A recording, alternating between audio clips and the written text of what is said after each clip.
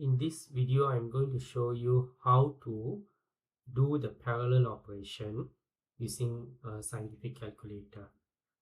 When we have multiple resistors in parallel, it's essentially um, similar to inverting each of these resistors. Okay, I invert each of them and then adding them. So if you have more resistors, we just add them and then invert the whole thing. Okay, I'll show you an example to make it clearer. Let's say we have three resistors, 2 ohms, 3 ohms, and 4 ohms, and I want to, they are three in parallel. Okay, so how to get the overall resistance? First, you put a bracket. Okay, put a bracket first, and then key in the first value and invert. For invert, you use this one, this button, and then add the second resistor, which is 3, and then invert, and then add the third resistor, which is 4, and then invert.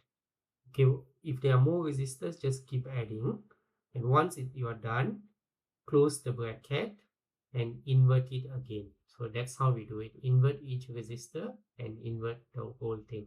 So this is the answer. This is 0.923 ohms. Okay, let's try the second one. Okay, open the bracket, key in the first resistor 200, invert, key in the second resistor 800, invert, and then close the bracket, invert. Okay, so the answer will be 160 ohms. Okay, now the third one, some of them is kilo, so you have to be careful. Open the bracket, 2 kilo, you can either type 2000 or you can use this symbol here, 10 to the power 3. Okay, then I use this symbol, then invert it. Depending on your calculators, most of the calculators, they won't show E, they will show like times 10 to the power over here, and then plus 1.2k, so 1.2 E, or this one, times 10 to the power 3. Okay, and then I invert this, then I plus the third resistor, which is 800, and then I close the, sorry, I need to invert this, close the bracket and invert the whole thing. So this will be equivalent to 387.09, or so, okay, it should be 10 ohms. So this is how, in case we have more resistors, for example, if I have 5 parallel, 6 parallel, 1 parallel, 2, it's the same thing. I just do 5 invert plus 6 invert plus 1 invert plus 2 invert, and then close the bracket, invert. This will be 0.535 ohms. Okay, that's all. I just want to tell two important things, two important notes.